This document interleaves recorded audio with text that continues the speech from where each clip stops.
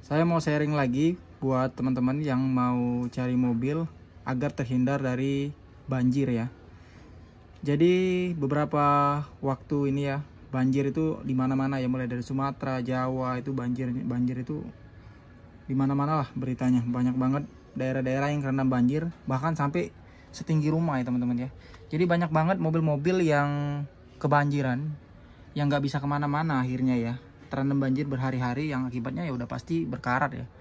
Nah buat teman-teman yang mau cari mobil ya, jangan sampai kejebak dengan mobil yang banjir ya, yang bekas banjir, karena bahaya banget teman-teman. Kalau besi-besi itu udah korosi ya, itu udah pasti ya lama-lama hancur teman-teman.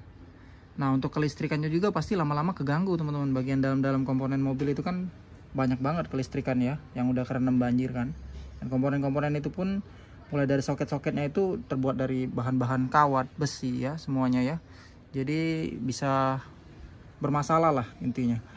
Nah di sini teman-teman saya mau sharing ya, hal yang gampang banget sebenarnya. Yang pertama kali harus kalian cek ya saat beli mobil, jangan sampai kebanjiran. Yang pertama kalian harus riset dulu teman-teman ya.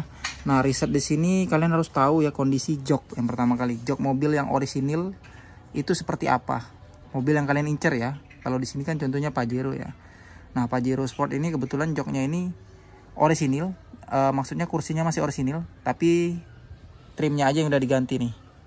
Nah kalian harus tahu ya seperti apa bentuknya. Nah kalau Pajero Sport itu ketahuinya di sini nih.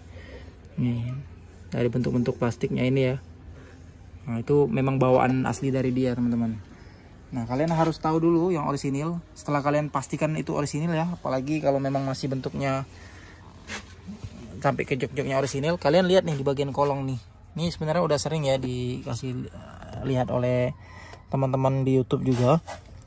Nah bagian kolong ini paling vital teman-teman. Jadi biasanya mobil kalau udah masuk airnya ya, yang paling kena duluan itu salah satunya kolong ya. Nah kolong mobil itu kan terbuat dari besi-besi kayak gini nih teman-teman ya. Warnanya itu stainless steel kayak gini ya. Nah kalau dia udah berkarat pasti kelihatan lah karat-karatnya di bagian sambung-sambungan sampai ke baut-baut dan lain-lain teman-teman ya. Nah teman-teman ya, kalau ketemu yang model yang udah dicat atau warnanya udah berubah ya, udah kelihatan lah udah dicat-cat, terus juga catnya nggak rapi ya, itu biasanya udah mungkin bekas karat yang udah ditutupin teman-teman. Nah kalau di sini warnanya itu ya rata-rata lah mobil itu warnanya stainless steel kayak gini ya bahannya ya. Nah kayak warna gini nih. Nah terus yang kalian telusurin aja nih teman-teman, di bawah-bawah itu nih ada nggak karat-karat yang parah ya. Karena biasanya bagian sini sebenarnya jarang banget kena air, ini namanya di atas mobil ya. Jadi kalau ada karat udah ada indikasi teman-teman. Bagian baut, sambungan-sambungan seperti ini ya, itu biasanya ada karat. Ini kan paling dasar ya. Nah kalau di sini nggak kelihatan ya. Kalau udah karat udah pasti kelihatan teman-teman. Tapi biasanya ya ada juga oknum-oknum yang nakal yang udah ganti bautnya dan lain-lainnya ya.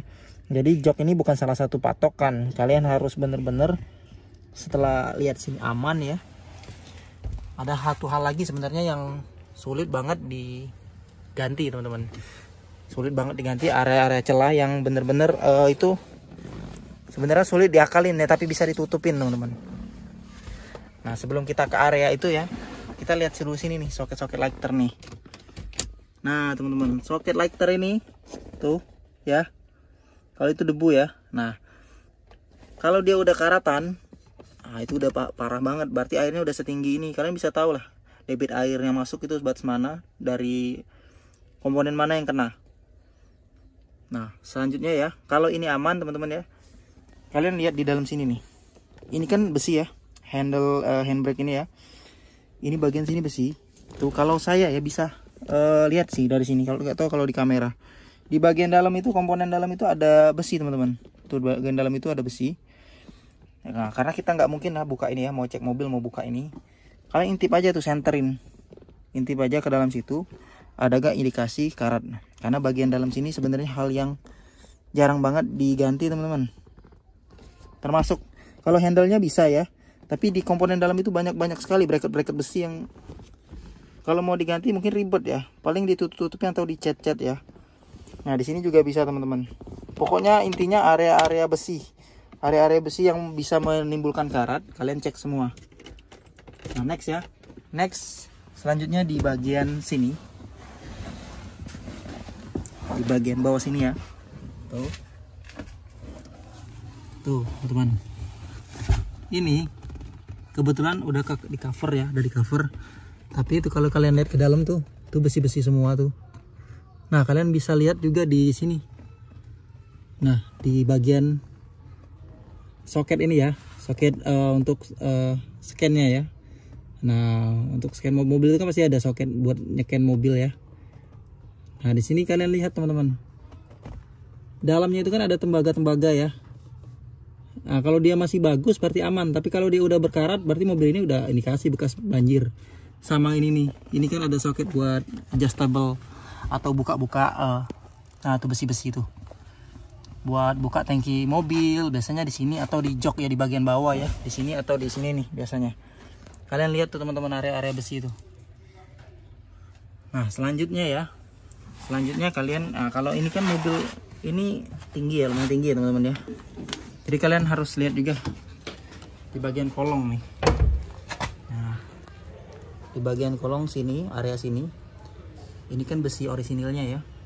Kalau mau beli ini lumayan mahal teman-teman, bisa 5 jutaan ini, 4-5 jutaan ya buat stepnya ini ya. Nah, jadi orang dengan analogi dengan harga segitu ya, kalau mau ganti lumayan juga orang, kalau mau ganti buat ngakalinnya ya, banyak juga keluar uang. Biasanya di sini ini kalau cat orisinil kayak gini teman-teman. Nah, lihat tuh. Warnanya mulus rata sampai ujung ya. Kalau bekas cat pasti kelihatan tuh bayangan-bayangannya. Terus juga kalaupun bekas karat di cat ya, walaupun udah diamplas ya biasanya nggak rata itu bayangannya teman-teman. Udah kelihatan. Sama di bagian-bagian sini nih. Terus bagian bawah juga tuh. Kolongan ya. Kalau kolongan kan udah kelihatan jelas ya. Tuh. Bisa juga dicat, bisa juga kolong tuh dicat yang lebih mudah ngecatnya ya. Tapi yang paling sulit itu teman-teman di komponen-komponen dalam ini teman-teman, di bawah-bawah jok, ada keran banjir, komponen-komponen kecil, detail-detail kecil ya. Kalau mau diganti semua itu nggak mungkin lah kayaknya. Nah, bagian-bagian kecil-kecil pasti ada aja kalau kalian teliti yang kelihatan kalau memang udah berkarat. Entah di bagian sini ya. Nah, sampai di soket di sini ya, soket lighter, colokan-colokan USB. Nah, itu kalian bisa lihat, perhatiin teman-teman, pasti karatan kalau udah kerendam sampai masuk ke dalam mobil ya. Nah, itu teman-teman ya informasi buat kalian ya yang mau beli mobil. Jadi jangan asal lihat di luar aja bagus, tapi mobil itu ternyata bekas banjir. Apalagi beberapa bulan atau hari terakhir ya, banyak banget mobil yang bekas banjir, yang barang tentu ya. Orang lebih enakan jual lah daripada benerin. Karena kalau mau benerin kompleks banget itu, sampai ke dalam-dalamnya itu mau dibongkar semua itu. Dibongkar semua, mau dibersihin semua. Kalau orangnya aware ya. Kalau orangnya nggak aware atau finansialnya lagi nggak bagus ya pasti otomatis mendingan dia jual aja teman-teman. Atau yang bagian-bagian kelihatan aja biasanya diakalin. Nah gitu. Prinsipnya kayak gitu sih biasanya orang tuh. Ini menurut logika saya aja ya. Jadi dia area-area yang kelihatan aja dibenerin. Area-area yang nggak kelihatan itu biasanya nggak diapa-apain teman-teman. Karena kan orang juga mau beli mobil nggak mungkin mau bongkar-bongkar ya. Ya pasti ada etika lah. Jadi kita aja yang teliti yang kira-kira area mana yang luput dari hal-hal yang ditutupin atau diperbaikin dari mereka ya. Nah, jadi kalian bisa lihat indikasinya tuh. Nah, teman-teman. Jadi mungkin informasi saya batas itu aja teman-teman ya.